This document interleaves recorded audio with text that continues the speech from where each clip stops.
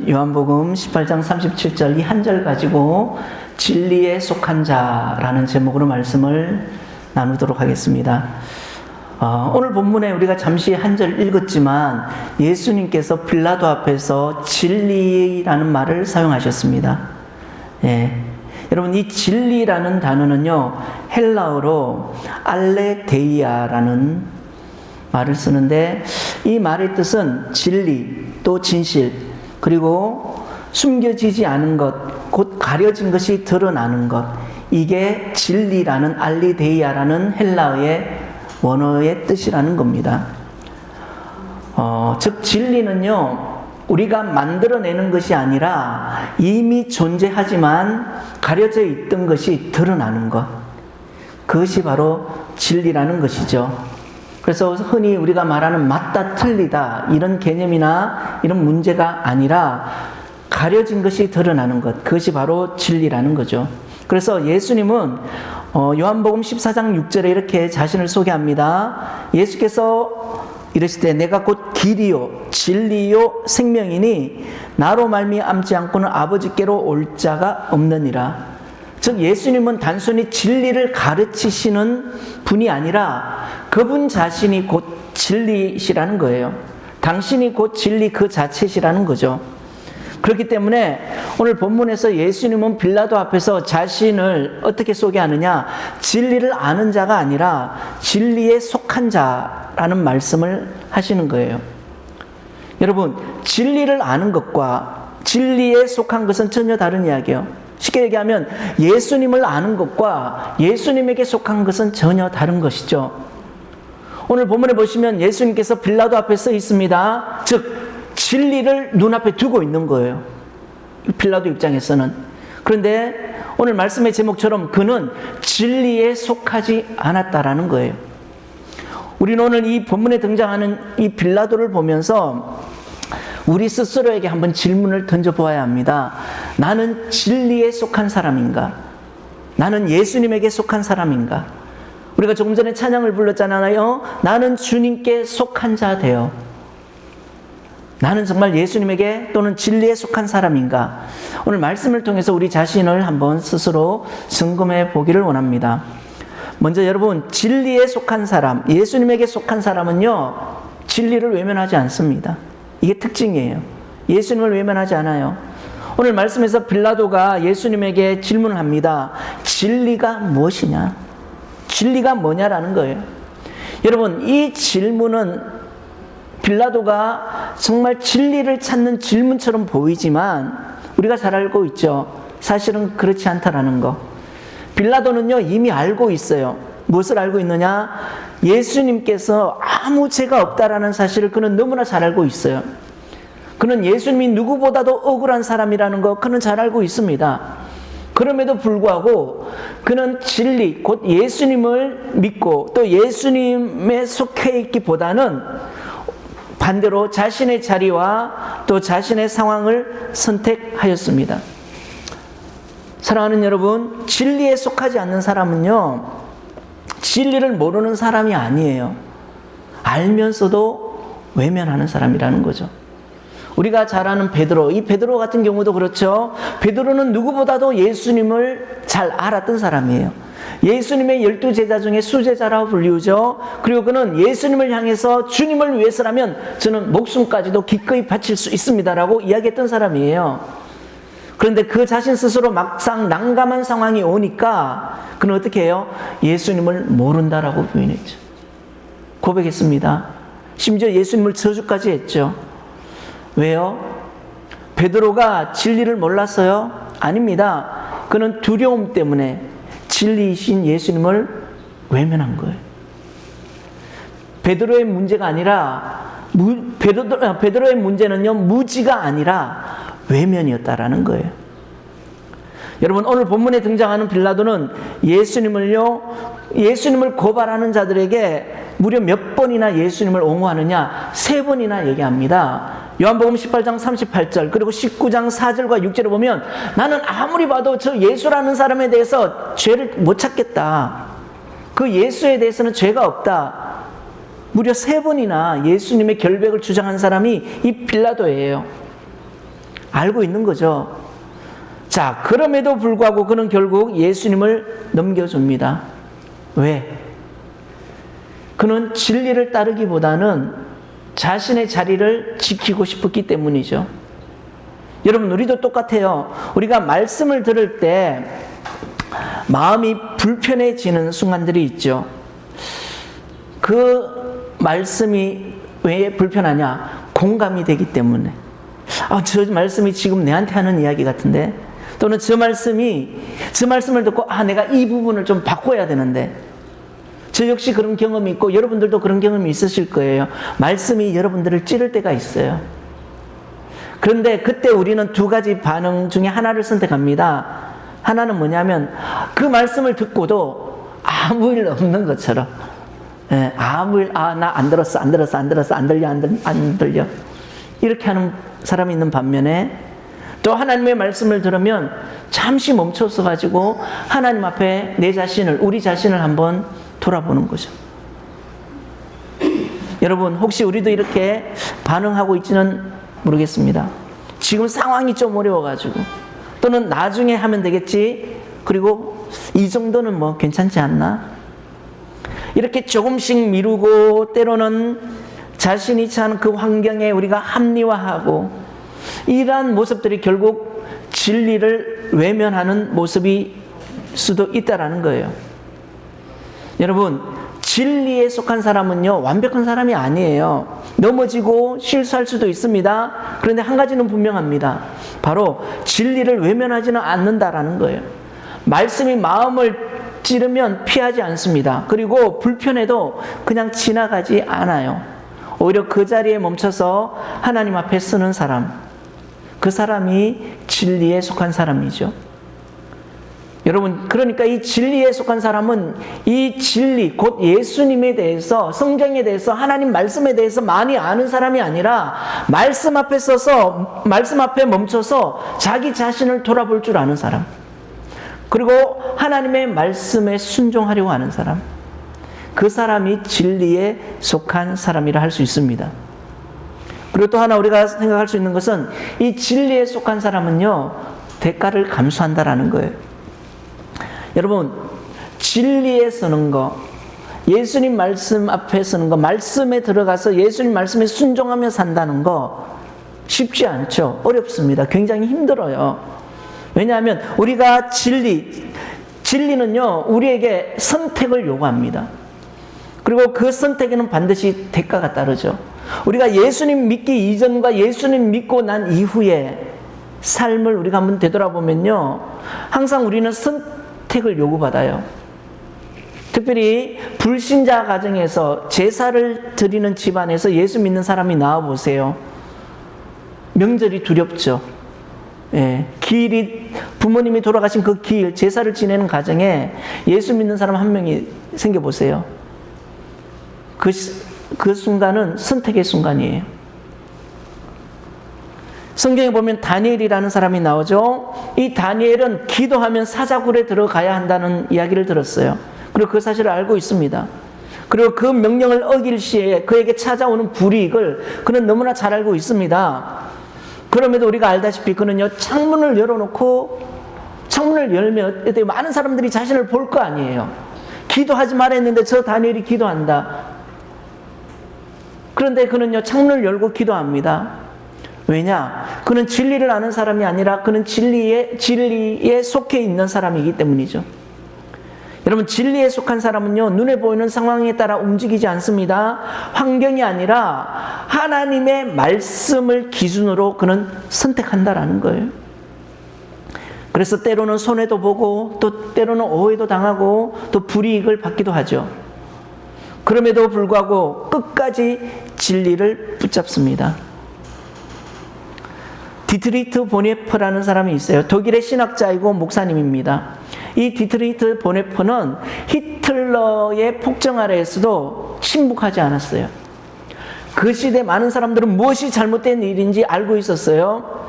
그런데 대부분 어떻게 합니까? 침묵했다라는 거예요. 왜요? 그 뒤에 찾아올 대가가 너무 두려웠기 때문에. 그런데 보네포는 뭐라고 얘기합니까? 침묵하는 것은 악에 동조하는 것이다라고 이야기합니다. 이게 그의 신념이었어요. 결국 그 신념으로 말미암아 그는 감옥에 갇히게 되고 결국 형장의 이슬로 사라지게 되죠. 히틀러 죽기 며칠 전에 이 보네포 목사님이 이제 처형을 당합니다. 만약에 그분이 살아있었다면 신학계에 엄청난 영향을 끼쳤을 거예요. 굉장히 젊은 나이에 돌아가셨죠. 여러분, 보네포 목사님이 왜 그런 선택을 했을까요? 그 역시 진리에 속해 있던 사람이었기 때문인 것이죠. 타협할 수 없더라는 겁니다. 자신의 신앙 양심에 도저히 이것은 납득도 안 되고 타협할 수 없다라는 거예요. 사람 눈치 본 것이 아니라 그는 하나님의 눈치를 본 거죠. 여러분, 오늘은 우리나라 민주주의의 한 획을 그은 4.19 혁명이 일어난 날이죠. 역사적인 날입니다. 오늘 4월 19일이잖아요. 1960년도에 이 땅에 거짓이 진실인 것처럼 포장되어 있었어요. 부정선거로 이미 결과가 만들어졌고 진실은 철저히 가려졌습니다. 그리고 그 거짓을 덮기 위해 더 큰 거짓이 만들어지기도 했죠. 자, 그때 마산에서 시위에 참여했던 학생이 있었습니다. 김주열이라는 학생이에요. 근데 그 학생이 시위에 참여하다가 경찰이 쏜 최루탄에 맞아가지고 죽어요. 그 끔찍한 김주열 학생의 시신을 보고 이 나라가 흔들렸습니다. 그 모습을 보고 사람들이 깨닫기 시작했어요. 지금 진실이 가려져 있구나. 또는 우리가 그동안 거짓에 속아 있었구나. 여러분, 김정은이가 가장 무서워하는 게 뭐예요? 지금 김정은이 가장 두려워하는 게요, 한류예요. 지금 북한의 장마당에서 얼마나 많은 한류가 넘쳐나는지 모릅니다. 그 한류가 넘쳐나가지고 그 한류를 통해서 북한 사람들, 특별히 북한도 MZ세대가 있잖아요. 그 세대는요, 지금 김정은의 말을 100% 믿지 않는답니다. 이미 북한에서도 공공연히 한국 방송 보고 있고, 장마당을 통해서 접한 한국의 물건들을 접하고 있고, 그러니까 김정은 입장에서는 그동안 자신들이 속았다라는 그게 너무 두려운 거예요. 그래서 체제 전복이 일어나지 않을까? 그게 너무 무서운 거죠. 여러분, 진실이 가려지고 거짓에 속았다라는 반응이 나오면 두 부류의 사람이 있습니다. 침묵하는 사람, 그리고 거리로 나오는 사람. 누군가는 두려움 때문에 남아있고 또 누군가는 대가를 알면서도 기꺼이 나아갔습니다. 그리고 그 선택이 결국 역사를 바꿔놓았죠. 지금 4.19 혁명으로 인해서 민주주의 운동을 통해서 우리나라는 전 세계의 민주주의 국가로서는 굉장히 모범이 되는 국가가 되었죠. 여러분, 그 시대에도요, 진리를 모르는 사람 없었습니다. 그러나 차이는 이것이에요. 진리를 아는 사람과 그리고 그 진리에 속해 있는 사람. 오늘 우리는 어떤가? 나는 손해를 보더라도 진리를 선택하는 사람인가? 아니면 나는 상황에 따라서 타협하는 사람인가? 여러분, 성경은요, 진리에 속한 사람은 편한 길을 선택하는 것이 아니라 옳은 길을 선택하는 사람, 그 사람이 진리에 속한 사람이라고 성경은 말씀합니다. 마지막 우리가 또 하나 살펴볼 것은 진리에 속한 사람은 주님의 음성을 듣는다라는 거예요. 예수님은 분명히 말씀합니다. 오늘 말씀에서 무릇 진리에 속한 자는 내 음성을 듣느니라. 여러분, 이 말씀은 단순히 듣는다라는 의미가 아니라 반응한다라는 의미예요. 반응한다라는 것. 우리가 잘 아시는 어린 사무엘이 한나의 기도로 말미암아 사무엘이라는 이스라엘의 가장 위대한 선지자가 태어나는데, 그 사무엘이 어렸을 적부터 그는 성전에서 생활을 합니다. 성전에서 먹고 자고 하나님과의 관계 속에서 그가 생활을 해요. 자, 이 어린 사무엘이 어느 날 밤에 잠을 자는데 하나님의 음성이 들렸습니다. 사무엘아, 사무엘아. 자, 이 어린 사무엘도 처음에 하나님의 음성을 들었을 때에 그는 하나님의 음성이 아닌 줄 알았어요. 그리고 나중에 또 한 번의 하나님의 음성이 들렸을 때 그때 엘리 제사장을 통해서 이것이 하나님의 음성이라는 사실을 깨닫게 되죠. 그리고 나서 그는 이렇게 고백합니다. 주여 말씀하시옵소서. 주의 종이 듣겠나이다. 하나님 말씀하세요. 제가 듣겠습니다. 제 두 귀를 열어서 하나님의 말씀을 듣겠습니다. 들려주세요. 들리게 해주세요. 여러분, 이 사무엘의 고백, 비록 듣겠습니다라고 얘기하지만 이것은 단순히 듣겠다라는 의미가 아니라 당신의 말씀에 제가 순종하겠습니다라는 거예요. 순종하겠다라는 의미예요. 그러니까 여러분, 진리에 속한 사람은 말씀을 우리가 하나하나의 정보로 듣는 것이 아니라 그 하나님의 말씀을 내 삶의 인생의 나침판으로, 내 삶의 방향으로 듣더라는 거예요. 그래서 사무엘은 말씀을 단순한 내가 하나로 알아가는 지식이 아니라 정보로 듣지 않고 내 삶의 방향을 바꾸는 하나님의 음성으로 들었다라는 거예요. 그래서 말씀이 들려오는 순간 그는 멈출 수 있었습니다. 그리고 그 자리에서 그는 결단할 수 있었죠. 우리가 보통 하나님의 말씀을 들었다라고 하면서 뭐랄까요, 굉장히 많은 일들을 한 분들, 그분들의 간증을 들어보면 한결같이 똑같죠. 하나님의 말씀을 정보로 듣지 않고 그 인생을 바꾸는 하나님의 음성으로 들었을 때, 그리고 그렇게 결단하고 믿음으로 나아갔을 때 그 인생에 큰 변화가 일어났다라는 걸 우리는 종종 또 주변에서 많이 보기도 하죠. 근데 반대로 여러분, 진리에 속하지 않는 사람은 어때요? 말씀을 같이 들어요. 그리고 감동도 받아요. 근데 문제는 거기까지. 삶이 변하지 않더라는 겁니다. 말씀을 들었다고 얘기합니다. 은혜를 받았다라고 이야기합니다. 그럼에도 불구하고 여전히 제자리, 그 어떤 삶도 변화되지 않는. 여러분, 우리는 얼마나 많은 말씀을 들어요. 저는 모태신앙은 아니지만 그럼에도 제가 17살 때 예수님을 처음 만나고 나서부터 지금까지 굉장히 많은 말씀을 들었습니다. 목사님들을 통해서. 그리고 저 역시 많은 말씀들을 전하고 있습니다. 그런데 굉장히 많은 하나님의 말씀을 들었음에도 불구하고 우리의 삶은, 저와 여러분의 삶은 얼마나 바뀌었냐는 거예요. 여러분, 우리는 그냥 듣는 신앙에만 머물러 있지는 않은지 모르겠습니다. 여러분, 진리에 속한 사람은 말씀을 듣는 사람이 아니라 말씀에 반응하고 그 말씀에 순종하며 나아가는 사람, 그 사람이 바로 진리에 속한 사람이라 할 수 있습니다. 여러분, 이제 말씀을 맺습니다. 오늘 우리는 예수님의 이 말씀 앞에 써 있습니다. 진리에 속한 자는 내 음성을 듣느니라. 여러분, 오늘 말씀을 통해서 진리에 속한 사람은 진리를 외면하지 않고 또 대가를 감수하며 또 주님의 음성에 반응하는 사람이라는 것을 우리가 들었어요. 그러면 우리는 이제 다시 한 번 더 이런 질문을 할 수가 있죠. 우리 스스로, 나는 어디에 써 있는 사람인가? 나는 나름의 신앙생활을 오랫동안 했다라고 자부하고, 또는 나는 직분이 목사고 장로고 권사고 집사고 이런 직분자인데 나는 지금 어디에 써 있는가? 진리를 아는 자인가? 예수님을 그냥 아는 자인가? 아니면 진리에 속한 자, 예수님에게 속한 자인가? 여러분, 우리가 진리를 아는 것은 어렵지 않아요. 그냥 말씀을 들으면 알 수 있습니다. 그런데 진리에 속해 있다는 것은 전혀 다른 문제이죠. 진리에 속한다라는 것은 우리가 불편해도 도망가지 않는 거예요. 또는 손해가 와도 물러서지 않는다는 겁니다. 그리고 말씀이 들리면 순종하는 거예요. 그러므로 여러분, 진리는요, 멀리 있지 않습니다. 진리는 지금 이 자리에서 우리 각자, 저와 여러분 각자의 선택 앞에 서 있다라는 거예요. 타협하고 살 것인가? 아니면 지키고 살 것인가? 내가 예수 믿는 사람으로서 하나님의 말씀에 순종하며 믿음을 지키며 살아갈 것인가? 아니면 좋은 게 좋은 거라고 적당히 타협하고 살아갈 것인가? 또 아니면 우리가 그냥 하나님의 말씀을 듣고 끝낼 것인가? 아니면 그 말씀에 내가 순종하며 살아갈 것인가? 오늘 주님은 질문합니다. 너는 진리를 아는 사람이냐? 아니면 진리에 속한 사람이냐?